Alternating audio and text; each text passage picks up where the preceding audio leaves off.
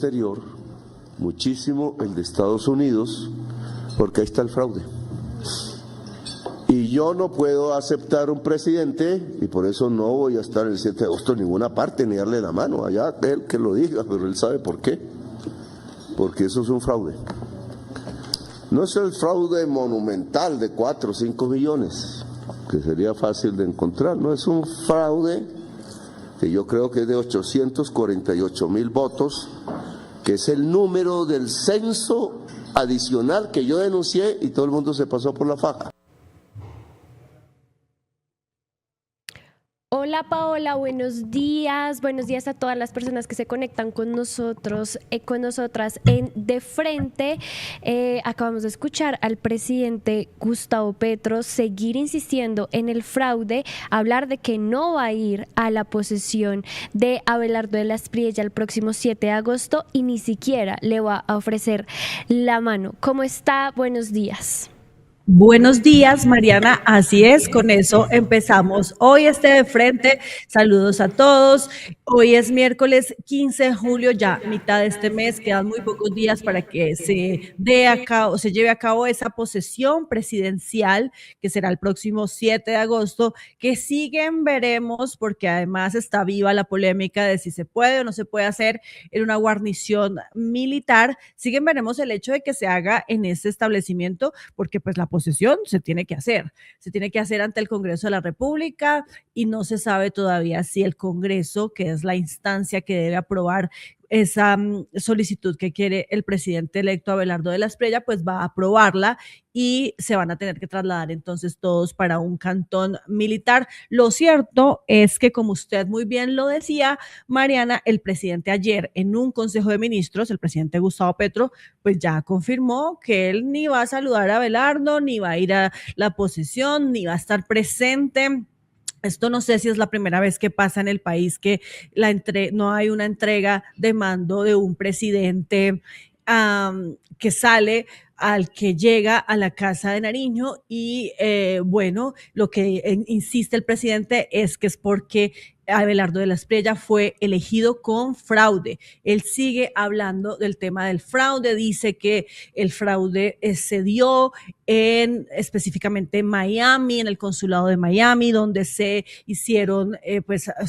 cometieron algunas irregularidades con el tema del procesamiento de los votos y bueno, ya serán las instancias competentes las que definan si esto fue así o no fue así. Lo clave o lo importante en este momento es que el presidente confirma pues que no va a estar en esa ceremonia de posesión de Abelardo de la Espriella. Pero Mariana, quiero que saludemos inmediatamente a nuestro invitado con el que vamos a arrancar hoy De Frente, porque ahora sí puede hablar. Ya es exministro de Justicia, él mismo lo puso a través de su cuenta de X. Dice, ahora sí, exministro de Justicia y del Derecho, de vuelta a la civilidad.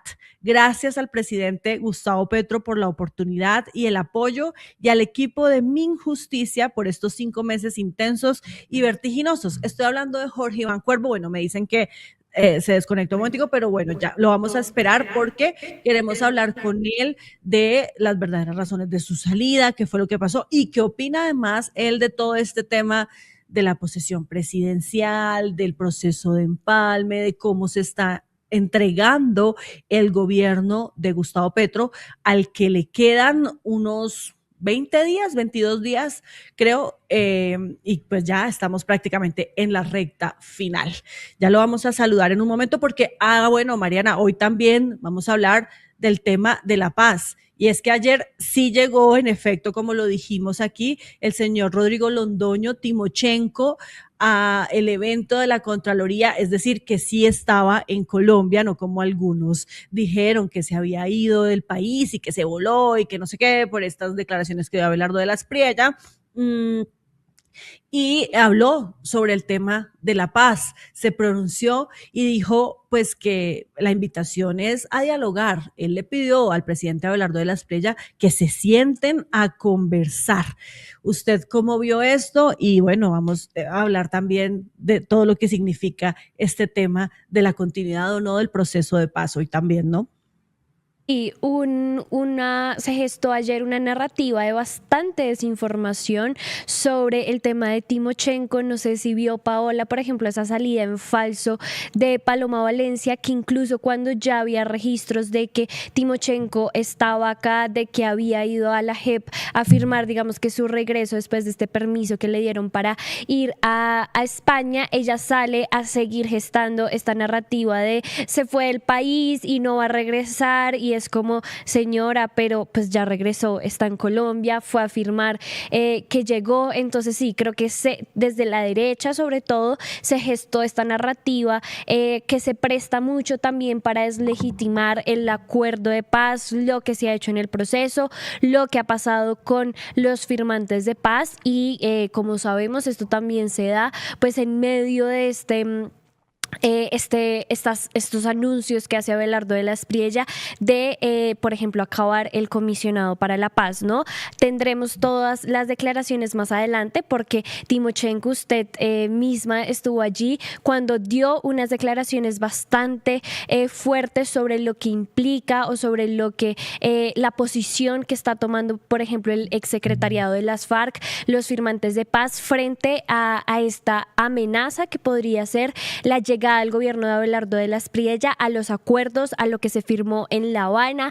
Se pronunciaron desde diferentes sectores, incluso sectores que no suelen intervenir en política, como Juan Manuel Santos, que se ha mantenido muy al margen de ciertas discusiones, y lo vimos en un video hablando a profundidad sobre lo que implica estas declaraciones de Abelardo de la Espriella. Sectores de izquierda y de derecha hablando y refiriéndose a este tema de la continuidad de los acuerdos de paz, y un Abelardo bastante amenazante y contundente sobre lo que va a suceder y el futuro que tendrían, si es que así se puede decir, las personas que firmaron el acuerdo de paz. Yo creo que sí es importante, digamos, que generar estas alertas incluso desde la Defensoría del Pueblo, porque si bien hay una protección constitucional del acuerdo de paz, de lo que se firmó en La Habana, de lo que se consolidó durante el gobierno de Juan Manuel Santos, pues podemos ver una historia que se repite como en el gobierno de Iván Duque, y es que se ahoga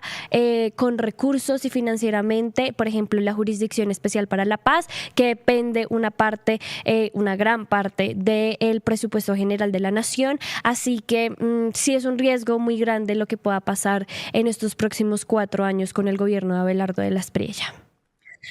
Sí, y bueno, posibilidades de que Abelardo de la Espriella se siente a conversar, a dialogar con Timochenko, con Rodrigo Londoño y con los otros firmantes de paz, yo creo que más bien pocas, ¿no, Mariana? Sí, pocas, diría nulas. Creo que además el costo político que también tendría para él, que se hizo elegir con toda una campaña de aquí no vamos a dialogar con los criminales, aquí lo que vinimos fue con esta mano dura y esta militarización, y a responder ante la guerra o el conflicto y demás con contundencia, pero con contundencia a través de las armas, ¿no? Entonces, muy poco, diría yo, que muy poco probable que esto suceda. No es la alternativa que está tomando el gobierno, como claramente lo hemos visto, que pase, por ejemplo, las direcciones o las coordinaciones de derechos humanos a las dependencias del Ministerio de Defensa y otros ministerios, pues ya nos habla muy claramente de cuál va a ser la política de Estado en términos de paz, como él lo llama, pero pues que en realidad son de seguridad. Entonces sí, muy poco probable, incluso teniendo varios señalamientos, porque no es un secreto para nadie que en declaraciones, en audiencias de justicia y paz, exparamilitares de las AUC han mencionado a Abelardo de la Espriella y han mencionado a otros de sus funcionarios. Es decir, es bastante contradictorio esta posición de Abelardo de la Espriella cuando constantemente se le ha vinculado o presuntamente se le han inculcado nexos con personas pues, que han participado activamente en la guerra en Colombia.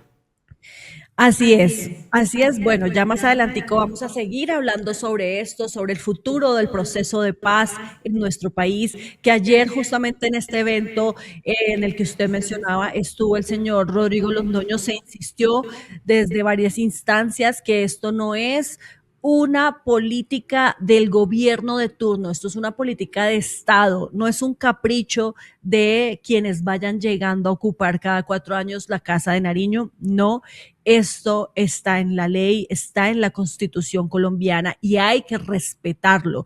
Y la implementación, por supuesto, debe avanzar porque aunque sí se planteó con evidencia algunos rezagos, también hay muchos avances, hay beneficios y hay unas cifras muy importantes de lo que se ha logrado en los territorios, en las comunidades, que es en últimas lo que interesa. La gente, las víctimas, las personas que se han logrado beneficiar de este acuerdo final de paz que se firmó hace 10 años en Colombia y quienes están muy preocupadas por lo que pueda pasar con el futuro de esta implementación.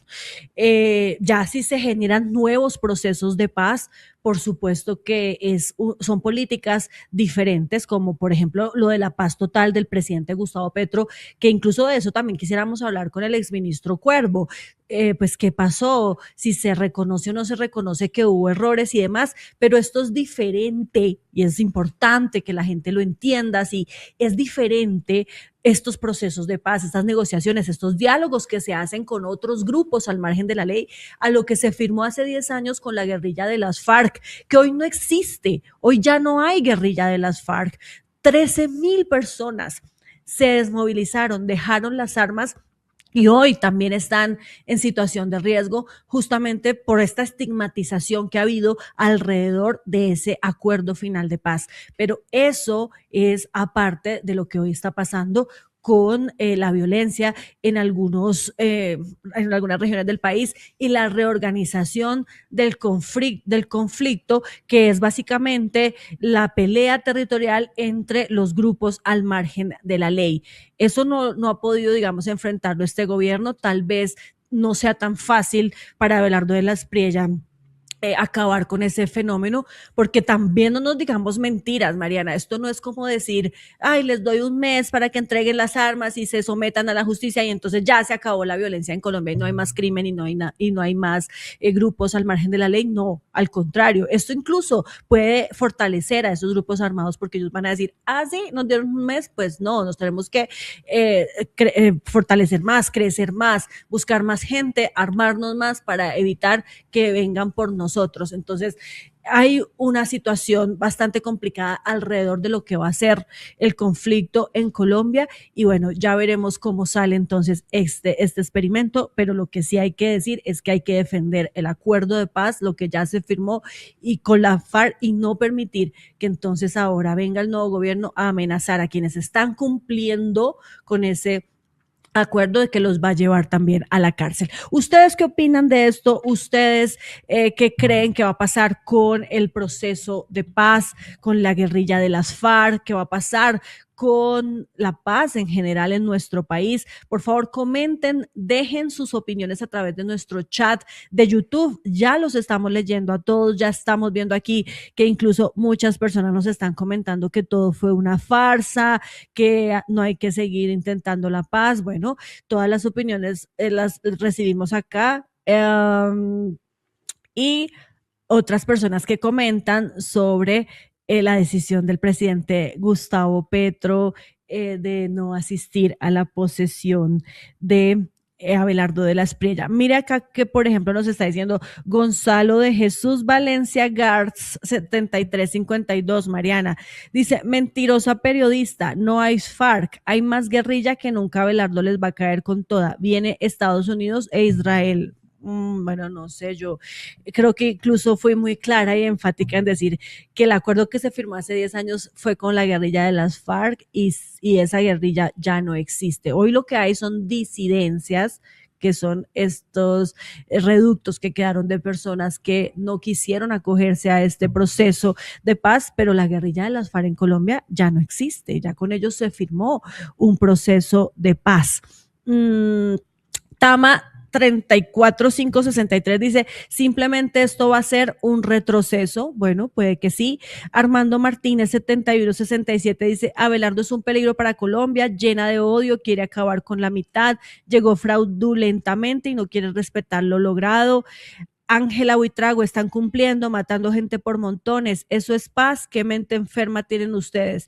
Sí, por supuesto que genera mucha indignación el hecho de que veamos todos los días y cada vez más un incremento en la violencia en nuestro país. Pero esto es por una reconfiguración del conflicto, lo hemos dicho, y por eso es que siempre hay que apostarle a la paz, para que esto no siga pasando. Por supuesto que la paz no significa empoderar a los grupos armados, no estamos de acuerdo con que eso pase, pero tampoco se ha solucionado nunca con la presencia, por ejemplo, de más fuerza militar o de bombardear a todo el mundo. Eso tampoco ha servido para que haya paz en el país. Ayúdanos a seguir con nuestra labor periodística a través de nuestro NECI 310-779-3518.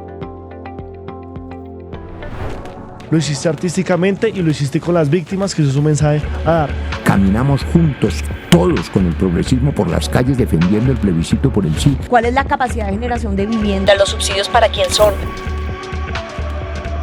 Diciendo que le vamos a quitar los privilegios a los políticos. La política no descansó este fin de semana. Con estos personajes señalados por corrupción. Sí, señoras, sí, señores. Llega la central. Este espacio semanal que hemos concebido para reflexionar sobre asuntos coyunturales. Allí vivía la familia de Pablo Escobar Gaviria.